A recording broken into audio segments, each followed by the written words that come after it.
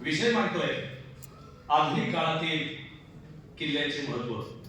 आधुनिक काळातील किल्ल्यांचे महत्व.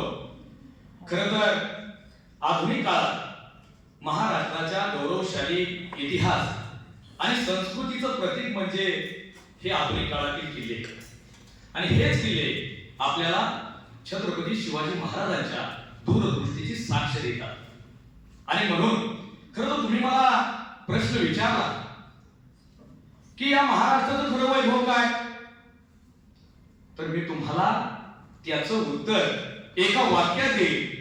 सिंधुदुर्ग, नळदुर्ग, विजयदुर्ग, रामशेष, तिकोना, रोहिडा, आपला पुरंदर, रायगड, शिवनेरी यासह महाराष्ट्राचे जे असंख्य किल्ले आहेत हे आपल्या महाराष्ट्राचं खरं वैभव आहे.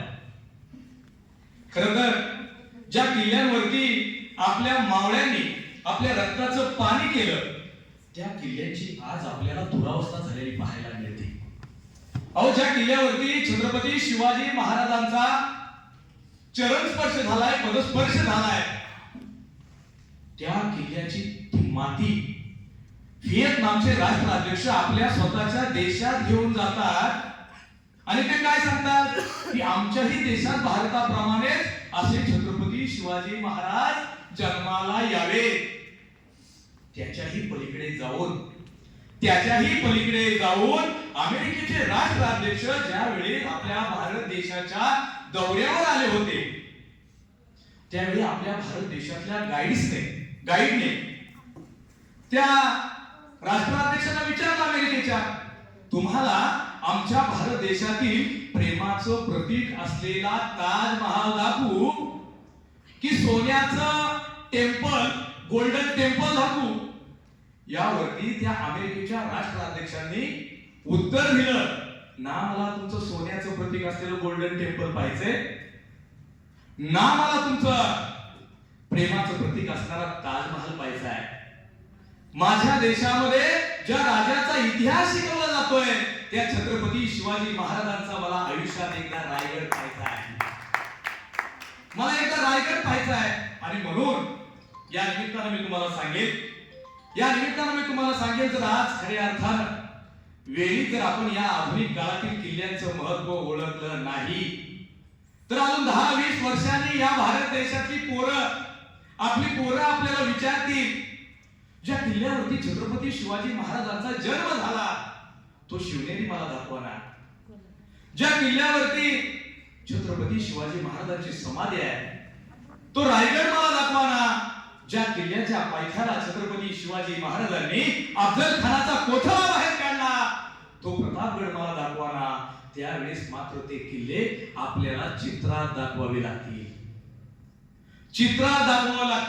हा रायगड, हा प्रतापगड, हा शिवनेरी. आणि असं आपल्याला होऊ नये असं वाटत असेल तर वेळीच आपण या आधुनिक काळातील किल्ल्यांचं संवर्धन केलं पाहिजे, त्यांना जपलं पाहिजे. कारण किल्ले जगले पाहिजेत. जर हे किल्ले आपल्या महाराष्ट्रातील, भारतातील जर किल्ले जगलेच नाही तर येणारी आपली जी भावी पिढी आहे ही भावी पिढी आपल्याला विचारेल, खरंच या महाराष्ट्राच्या मातीत छत्रपती शिवाजी महाराज होऊन गेलेत का? तर त्यावेळेस या पोरांना, या मुलांना आपल्याला सांगावं लागेल फक्त, किंवा दाखवावं लागेल की या महाराष्ट्रातील चौकामध्ये जे छत्रपती शिवाजी महाराजांचे पुतळे तेच फक्त दाखवायला उरतील. पण छत्रपती शिवाजी महाराजांनी हिंदवी स्वराज्याचं तोरण बांधताना, हिंदवी स्वराज्य स्थापन करताना जे किल्ले निर्माण केले होते ते किल्ल्यांचा इतिहास मात्र जिवंत पाहायला आपल्याला मिळणार नाही.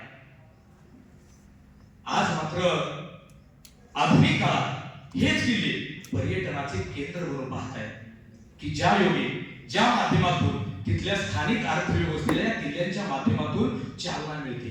तिथल्या अर्थव्यवस्थेला पर्यटनाचं केंद्र बनते. एवढंच नाही तर शिक्षणाचं साधन सुद्धा आज हे किल्ले आज आपल्याला पाहायला मिळत आहेत.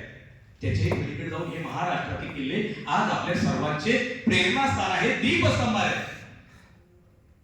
ज्या महाराष्ट्रात आपण राहतो, ज्या भारतात राहतो त्या भारतामधला पश्चिम घाट,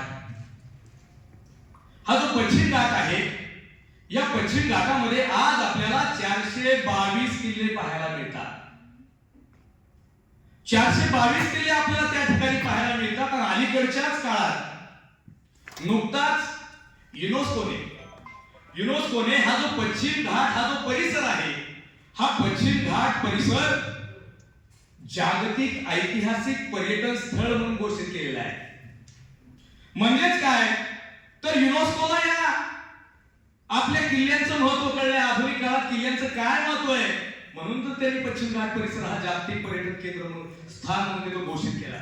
आणि म्हणून आपण काय केलं पाहिजे, तर आपण सर्वजण एकत्र आलो पाहिजे आणि एकत्र येऊन ज्या किल्ल्यावरती आपले मावळे धारातीर्थी पडले, ज्या किल्ल्यांच्या सहाय्यानं छत्रपती शिवाजी महाराजांनी हिंदवी स्वराज्याचं त्वरण उभं केलं, त्यांचं त्या ठिकाणी त्यांनाच त्या किल्ल्यांनाच आपण आज खऱ्या अर्थानं तीर्थक्षेत्र मानलं पाहिजे. आज या महाराष्ट्रातील किल्ल्यांनाच आपण धर्मक्षेत्र मानलं पाहिजे. तेव्हाच या किल्ल्यांचं संवर्धन होईल, तेव्हाच या किल्ले जपले जातील. आणि म्हणून पुन्हा एकदा आपण सर्वजण एकत्र येऊया आणि किल्ले जपण्याचा त्या ठिकाणी आपण छोटासा प्रयत्न करूया. कारण भूतकाळाची जाणीव